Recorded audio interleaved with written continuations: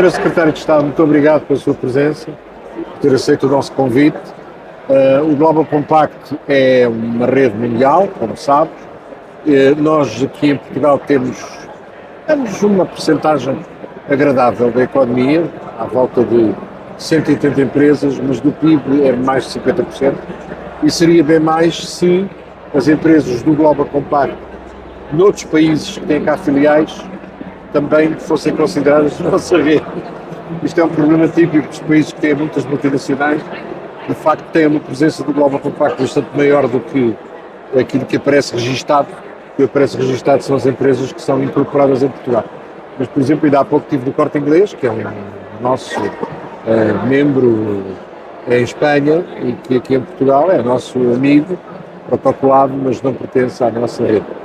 Portanto, temos muito gosto em falar consigo, pessoalmente, e com o governo português através de si.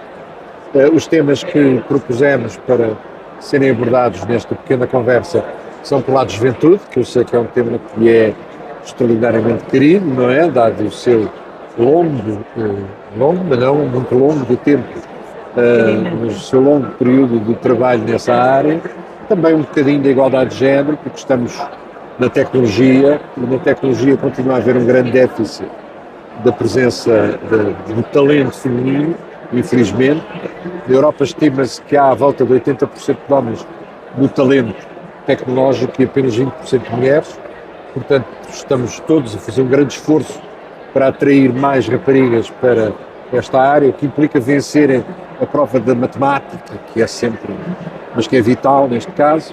E isto mete-nos, portanto, para as políticas que o seu governo tem sobre esta matéria e o que é que pode dizer-nos. Esta gravação destina-se a ser usada ao longo de todo o ano, junto dos nossos participantes, junto de entidades que nós queremos que adiram. Temos muito interesse em atrair PMEs, achamos que fazem muita falta, muita falta, muita falta. As grandes podem ter grandes percentagens do PIB, mas as PMEs têm uma grande percentagem do emprego e, portanto, temos que ir para aí e também será usada esta gravação como forma de atrair, portanto, essas novas entidades e pronto, é por aí que vai andar esta sua gravação. Portanto, Sr. Secretário de Estado, a minha primeira pergunta era: o que é que acha que o Governo está a fazer para responder às necessidades e aspirações dos jovens?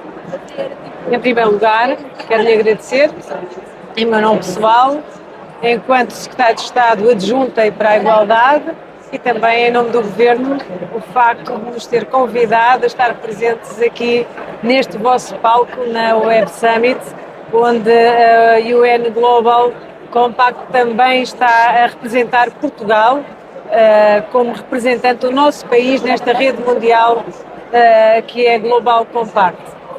E dar também os meus parabéns pelo trabalho que fazem, não só em nome de Portugal, mas com Portugal, com as empresas que estão em Portugal e oxalá também essas empresas multinacionais que estão por Portugal cada vez mais se associem e consigamos que o tecido PMEs também se associe cada vez mais à Global Compact, como dizia, e bem, porque são também quem tem a maior parte do capital humano em Portugal.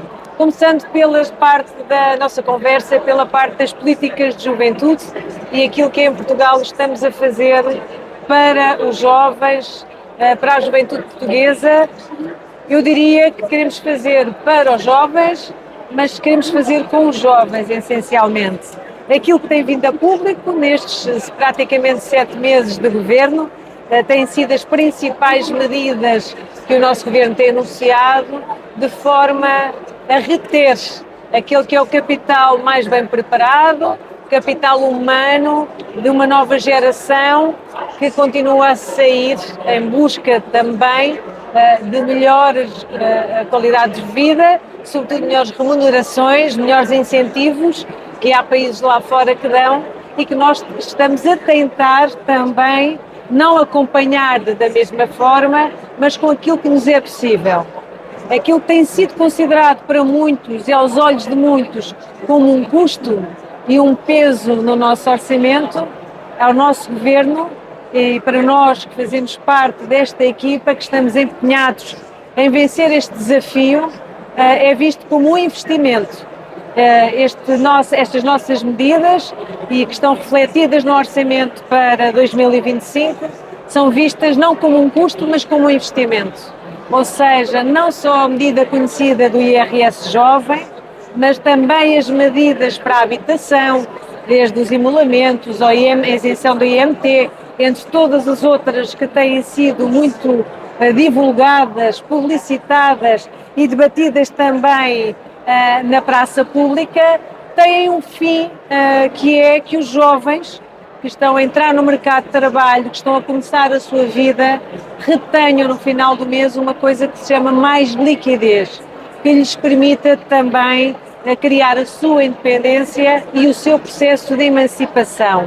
Estas medidas são variadas, dei alguns exemplos aqui, mas o objetivo principal que o Governo tem, e através do nosso Ministério e da nossa Ministra da Juventude e Modernização, que as temos tão bem trabalhado e divulgado, é essencialmente esse, é reter este capital jovem em Portugal, é ele e é com ele que temos que contar e fazer centralidade naquilo que seja o desenho das próximas políticas públicas de uma forma transversal em todas as áreas, em todos os ministérios, tudo aquilo que venhamos a fazer, temos que ter estes jovens na centralidade, como centrais, pilar central, na centralização do desenho destas medidas. Seja fazer políticas para os jovens, mas também sempre com os jovens. A saúde mental tem sido também uma preocupação muito grande do nosso Governo, é público, o cheque psicólogo, o cheque nutricionista, já foram milhares e milhares de jovens que aderiram desde o dia 1 de setembro à requisição destes cheques, desde que eles estão disponíveis.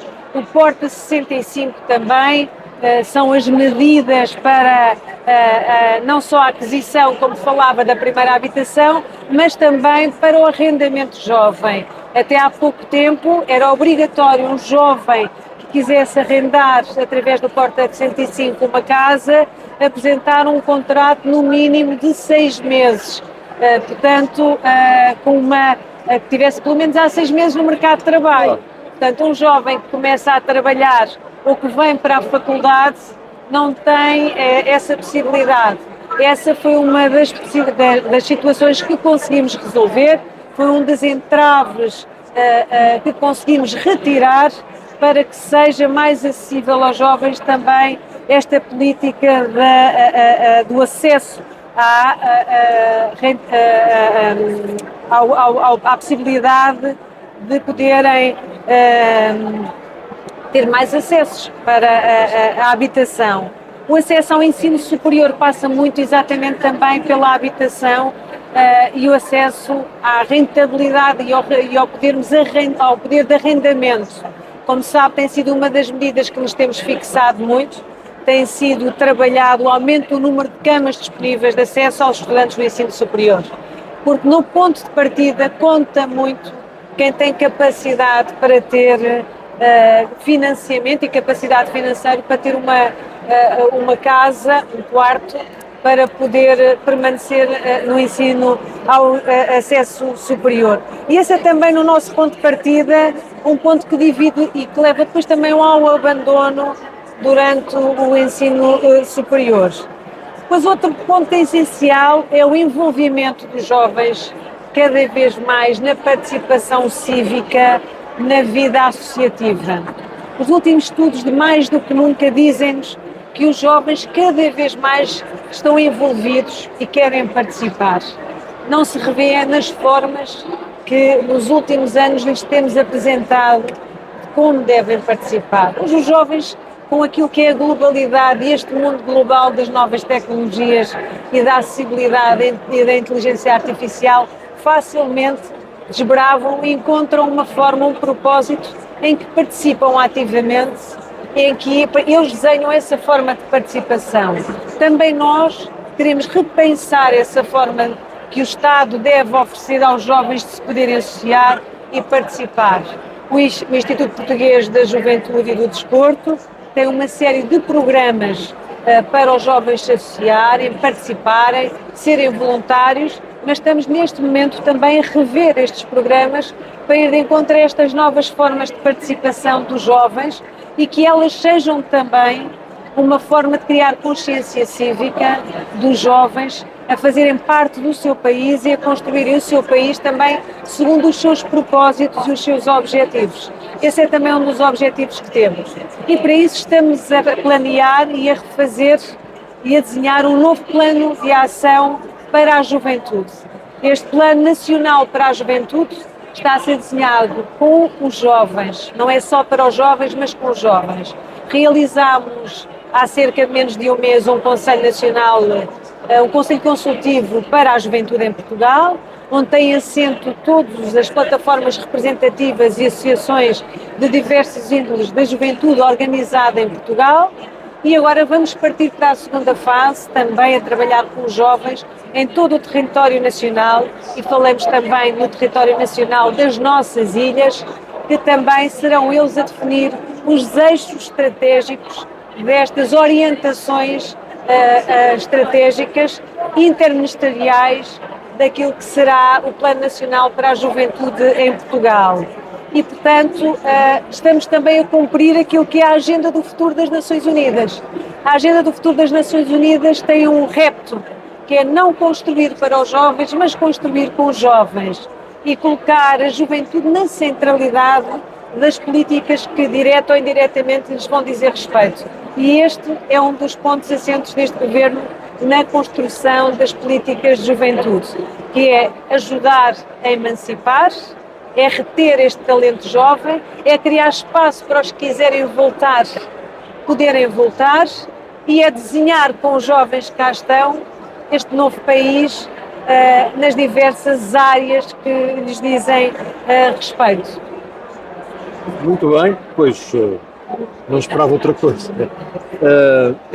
Há uma coisa curiosa, que nós somos uma organização de empresas, não é?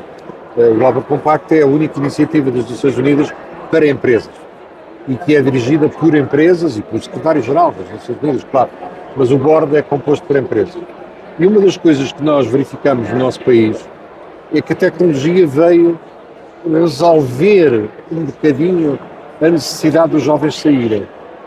Ou seja, há cada vez mais jovens que reconhecem que não é só o PIB que mede um país, há também um índice de felicidade, digamos assim, de bem-estar de um país, em que Portugal está bem acima da posição em que o PIB coloca. E jovens que preferem trabalhar whatever, onde for, mas viver em Portugal. E isso é muito interessante e temos visto essa realidade acontecer, o que mostra que este evento, a Web Summit, pode de alguma maneira contribuir para a retenção do talento jovem, embora à partida não fosse esse o seu objetivo. No entanto, achamos que uma das formas de reter o talento jovem, que acho que é absolutamente essencial para o futuro de Portugal, é incentivar empresas de alto valor acrescentado e com alta incorporação de tecnologia. Porque essas, as que existem em Portugal, até trouxeram jovens de outros países que vieram viver para Portugal, podiam optar por trabalhar lá em teletrabalho. Exato. Mas não, querem viver em Portugal, vêm ganhar menos, mas viver em Portugal justifica perfeitamente isso. E, aliás, essa estratégia de ligar o muito de bom que nós temos com o que os jovens querem, é o que levou à instalação da nova SBE ali em Carcavelos. Podem estar a estudar e ao mesmo tempo fazer um intervalinho e fazer um bocadinho de praia.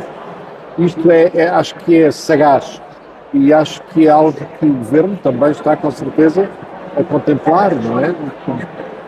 Está a ver, políticas de juventude não são políticas de juventude, são políticas do Governo todo que acabam confluindo em consequências da juventude. É exatamente isso. Desde o discurso de tomada de posse do Sr. Primeiro-Ministro, que dizia exatamente isso. Ele tinha vários parágrafos dedicados às políticas de juventude, mas ligando com a economia, com a saúde, com o emprego, ou seja, com as diversas áreas de uma forma transversal, interministeriais a todo o Governo. E é exatamente com essa ótica que dizia: Ao contrário daquilo, ou da forma como comunicamos esta saída dos jovens, nós temos que perceber que há uma nova realidade. Claro. Aquilo que há uns anos atrás, quando eu cheguei a Lisboa pela primeira vez, eu não podia viajar na Europa sem ter primeiro tirado um pedido de autorização para o poder fazer. Portanto, um visto, fosse lá o que fosse. Hoje em dia, para nós ir a qualquer ponto da Europa ou até do mundo é uma coisa completamente normal, e fazê-lo várias vezes no mês também é normalíssimo. Que os nossos jovens saiam, também temos que entender que preferimos que ficassem, mas não é fatal, não é fatal. Portanto, não encaremos como um desafio, Claro. em que estamos todos à altura deste desafio, e portanto aquilo que diz também é verdade.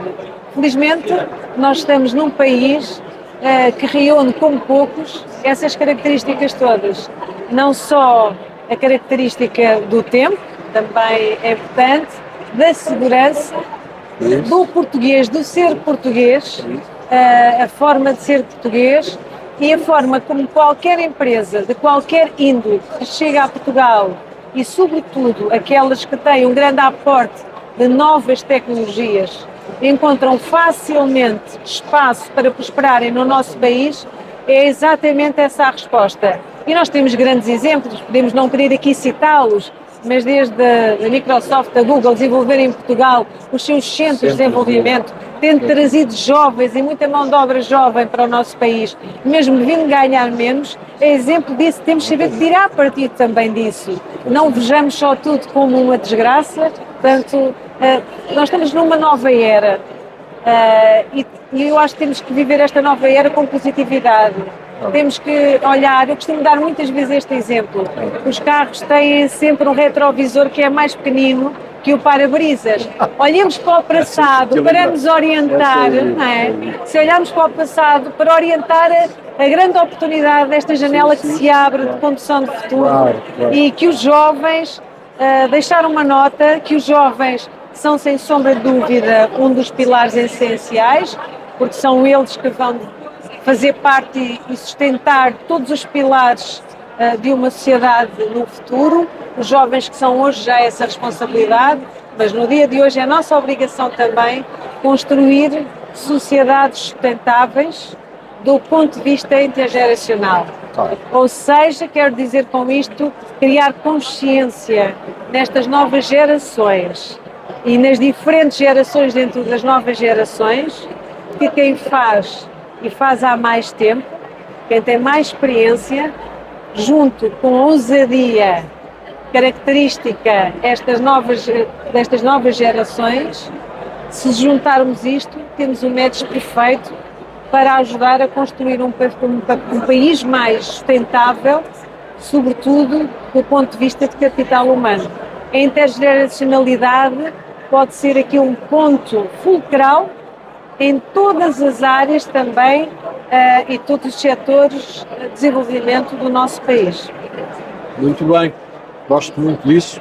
Aliás, acho que vou insistir muito que esteja presente em alguma das sessões que nós vamos organizar, do Modelo N e do Modelo Organização Mundial de Saúde, que estão em rampa de grande sucesso e têm um impacto sobre a juventude verdadeiramente admirável, no sentido de os fazer compreender como funciona o mundo, as diferenças, a capacidade de entender perspectivas que podem ser diferentes, mas têm a sua razoabilidade, e a solução negocial e negociada como sendo a única solução.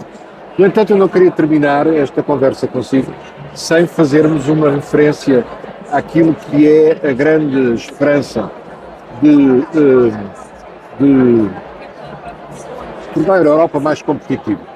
A Europa tem tido, veja-se o relatório Draghi, um crónico atraso em relação aos Estados Unidos, nomeadamente na tecnologia. Nós temos necessidade de muito mais pessoas na tecnologia. Não há grande esperança de que o aumento significativo de pessoas venha dos rapazes ou venha da imigração. O aumento significativo de pessoas na tecnologia tem que vir das mulheres. porque é um talento que está a ser desperdiçado. Por alguma razão, houve uma certa tendência, eu culpo muitas mães e os pais de outrora, que diziam: filha, não vais para a matemática, que é muito complicado, vai antes para outras coisas mais simples. E hoje temos um grande déficit na pipeline de raparigas que queiram pôr o seu talento ao serviço da tecnologia. E, no entanto, há muitas, muitíssimas. Tem-se visto em experiências que foram feitas em algumas empresas que fizeram uma discriminação positiva e tiveram sucesso. Portanto, pode fazer-se. Nós pensamos que os programas como o da conciliação são programas que podem encorajar mais raparigas, de modo a não dispor a opção terrível que é: ou és mulher e queres ter uma família, queres ter um espaço afetivo, e aí esqueces a tecnologia, porque aquilo é muito absorvente. Esta é uma alternativa impossível. Obviamente que é perfeitamente possível ter a tecnologia e a família e o espaço afetivo. É tudo uma questão de conciliação. Mas vejo com interesse as políticas do vosso governo nesta matéria e gostaria que nos dissesse algumas palavras sobre isso. Eu se calhar juntava agora aqui então dois temas que são essenciais, que Sim, é a sim. igualdade entre homens e Sim, mulheres, claro, claro. a igualdade de género e as mulheres e as jovens raparigas e a sua participação nas STEM, que são dois temas sim. aqui que se cruzam. Obviamente que Portugal, em termos de igualdade, ainda tem aqui um caminho longo a fazer e não é à toa que no dia 14, depois da manhã, vamos celebrar o Dia da Igualdade Salarial, ou seja, o dia que em simultâneo é o dia até ao qual supostamente, hipoteticamente, as mulheres são pagas pelas funções e pelo trabalho que estão a fazer. Daí em diante, até ao final do ano, supostamente, estamos a trabalhar gratuitamente e isso reflete o nível de desigualdade salarial ainda existente no meu país, no nosso país, que é Portugal. Mas não somos os únicos, mas falemos do nosso. Em Portugal existe legislação, quer para aquilo que são as empresas públicas, o Estado, para as empresas cotadas em bolsa, quer a legislação de 2017, quer depois a de 2019. Sabemos que a nível de função pública essa paridade está mais próxima, naquilo que, quando respeita as chefias intermédias, sabemos também que essa legislação permitiu, sobretudo em instituições de ensino superior, em fundações, que a representatividade em determinados cargos entre homens e mulheres cumpra aquilo que é paridade, mas depois sabemos que há ainda uma grande desigualdade e uma grande dificuldade para que as mulheres, hoje em dia, também tenham em pé de igualdade acesso aos cargos de chefia de topo, sobretudo no privado e sobretudo quando falamos em empresas de âmbito tecnológico ou mais ligadas à STEM. Portanto, esta desigualdade em Portugal existe, temos um trabalho bastante profundo para enfrentar e fazer. O desafio é grande, mas mais uma vez digo que estamos à altura do desafio e com vontade de o fazer. Mas também não está tudo por fazer. Nós temos uma sociedade civil e o mundo empresarial também consciente e parte dele empenhado em que ele também seja diminuído e colmatado, e nesse sentido temos a norma 4552, temos o Pacto para a Conciliação também, temos a Carta da Diversidade, em que várias empresas aderiram não só à Carta da Diversidade ou à própria da norma. O Pacto para a Conciliação, estamos já neste momento a trabalhar para o ativar e em breve teremos reuniões nesse sentido, onde estará também envolvido, para que consigamos dar mais um passo nesse caminho. E porquê é que eu estou a trazer este tema da igualdade, da participação da mulher da conciliação entre a vida pessoal e a vida profissional em simultâneo com as questões da STEM. Porque sabemos que essa desigualdade ainda está muito enraizada, como dizia, ainda é muito cultural. Muitas vezes do ponto de vista familiar e de quando somos pequeninos, sejamos rapazes ou raparigas, e no ponto de partida essa desigualdade está muito enraizada. Sabemos que as mulheres ainda têm hoje em dia uma dupla jornada de trabalho, ou seja, para além da sua profissão pela qual são pagas, depois ainda desenvolvem, sobretudo, aquele que é um trabalho que chamamos de trabalho mais doméstico, um trabalho mais familiar, têm a seu cargo uma série de responsabilidades pelas quais não são pagas, e daí a dupla jornada em que uma delas não é ressarcida, não é paga. E é vista muitas das vezes como menor, uma atividade menor. Há um trabalho enorme a fazer, há um trabalho enorme a fazer gigantesco. A CIT tem agora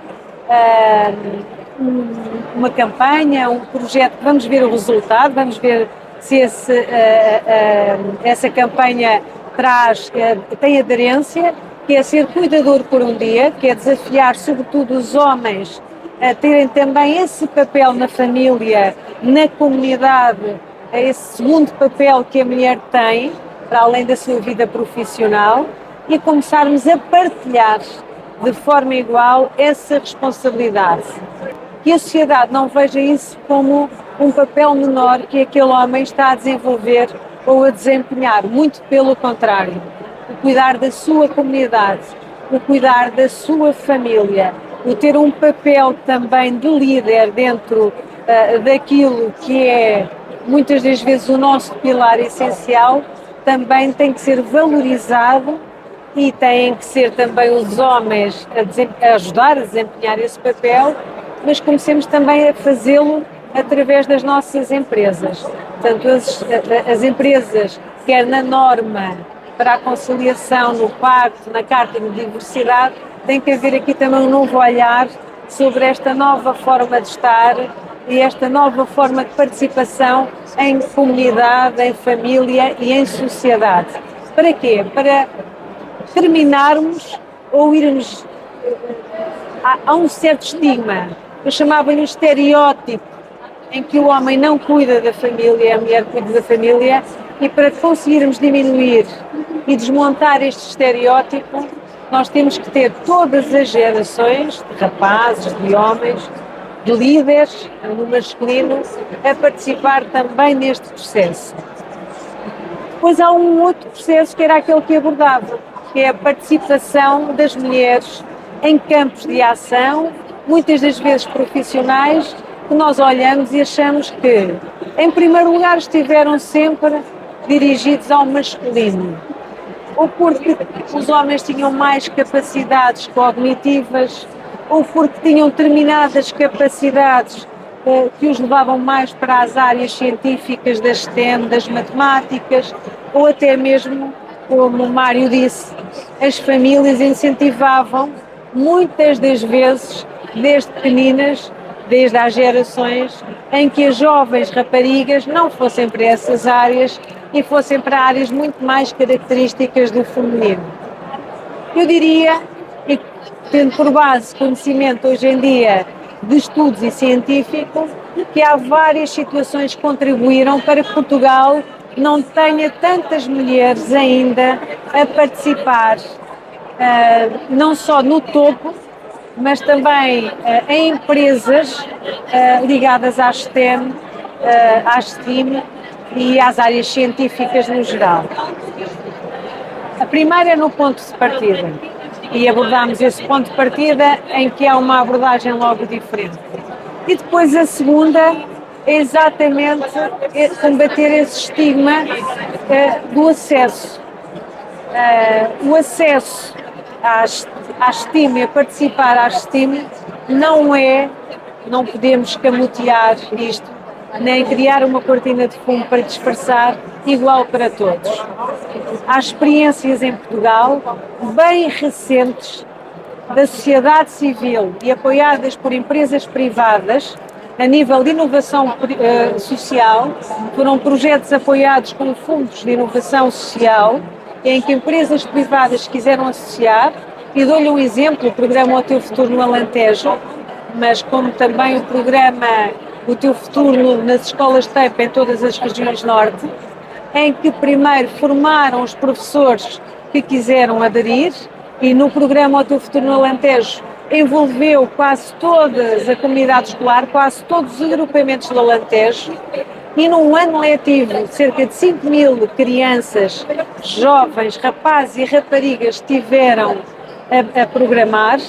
Primeiro formaram os professores, depois deram aulas aos jovens com a ferramenta, que é a ferramenta mais democrática e mais acessível para programação até à data para se utilizar em sala de aula. Não vou dizer aqui por razões óbvias, porque é o único que apenas precisava até à data de um browser de internet para funcionar, não precisava de qualquer licença associada. E a partir daí, qualquer professor, fosse de uma disciplina científica, STEM, ou fosse de História, ou fosse de Matemática, até a Educação Física foi utilizada, poderia dar uma aula a brincar, a codificar. E foram feitos estudos de impacto sobre estes projetos. E então aquilo que se percebeu é que, quer no projeto Feita Norte nas escolas TEP, há 3 anos, quer neste, no ano e meio letivo no Alentejo, percebeu-se que todos os alunos melhoraram as notas em geral, não só os rapazes, mas as raparigas, não só nas disciplinas científicas, mas a todas em geral, mas sobretudo o grande impacto foi quando era questionado o jovem, porque foi sempre em véspera da opção do 10º ano, a área para a qual queriam optar para ir, 80% das raparigas invertia no final do projeto a área para onde queria optar no 10º, 11º e 12º ano.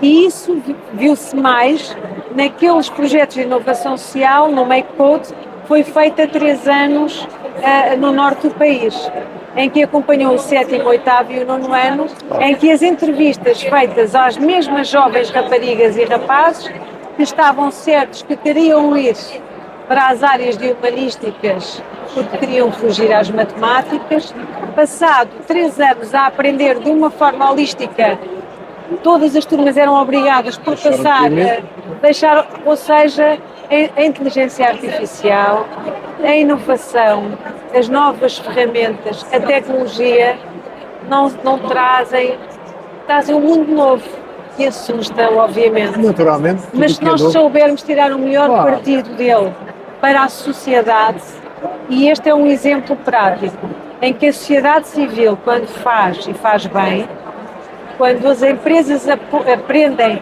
que é preciso também apoiar estes projetos à sociedade civil, este mecenato que nos Estados Unidos, os países anglo-saxónicos já usam tanto de apoio a esta sociedade civil que faz e faz bem, mas sobretudo o governo está disponível e este governo sabe que a sociedade civil organizada, quando faz e faz bem, e tiver também a implementar estes projetos, temos que os apoiar esta sociedade civil, porque só com todos e com todas envolvidos, todos juntos, vamos mudar este país para o país que queremos.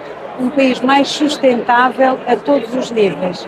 Um país onde as raparigas vão ter exatamente a mesma oportunidade que os rapazes, onde todos os jovens, no ponto de partida, e todas as crianças tenham as mesmas oportunidades para serem aquilo que eles quiserem. Porque percebe-se claramente que ninguém pode dizer a alguém, por ter uma determinada limitação, e se limita ao seu ponto de chegada. Já percebemos que não, o que limita ao ponto de chegada é o acesso e é a limitação ao acesso.